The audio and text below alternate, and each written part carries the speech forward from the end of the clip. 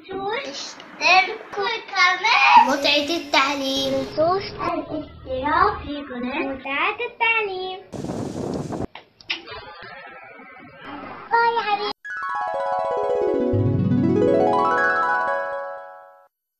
At the park. At the park يعني في الحديقة العامة. في الحديقة دي دارت محادثة صغيرة بين بنتين وولد، بين بنتين two girls وولد boy. يبقى في الحديقة دي حصلت محادثة أو دارت محادثة بين بنتين وولد. البنت الأولى بتقول I am going now، يعني أنا همشي دلوقتي أو أنا ماشية دلوقتي. ردت البنت التانية وقالت باي باي، يعني مع السلامة. كمان الولد رد عليها وقال لها see you tomorrow، يعني أراكي غدا. see you tomorrow. تمام. طيب واللي في الصورة قدامنا ده بيعمل إيه؟ فعلا swim. swim يعني يسبح. وأكيد كلنا عارفين إن ده play football. play football.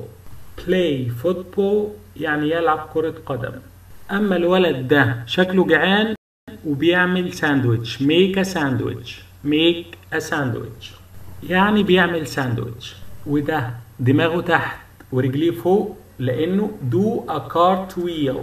do a cartwheel يعني بيتشقلب في الهواء أو بيعمل حركة العجلة. cartwheel زي الحركة اللي بتعملها البنت دي دلوقتي اسمها cartwheel، حركة العجلة أو شقلبة في الهواء. تعالوا نشوف الفرع الثالث معانا فيه إيه. شايفين قدامنا بنت بتعزف جيتار. بنت بتعزف جيتار يعني play the guitar. play the guitar. أما الولد ده ماسك طيارة اهو وبيطيرها. fly a kite. fly a kite يعني يطير طائرة ورقية. والبنت دي قاعدة على الكمبيوتر بتستخدم الكمبيوتر، يعني use a computer. use a computer بتستخدم الكمبيوتر. أما الفرع الأخير معانا ففي الفيرب كان يعني يستطيع.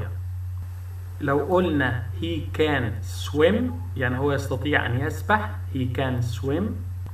ولو عايزين نعمل سؤال من الجملة دي هنستخدم المقص. شايف كان في طرف المقص، هنجيبها لآخر الطرف.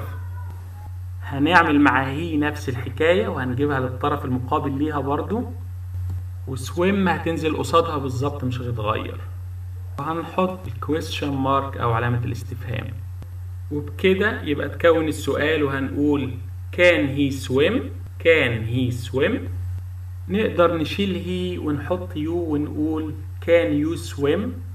can you swim. ونقدر كمان نحط she أو it أو they. ممكن نستخدم هي أو أي ضمير من الضمائر اللي قلناها. يعني نقدر نقول can you swim، وباستخدام المقص نقدر نجاوب على السؤال بسهولة.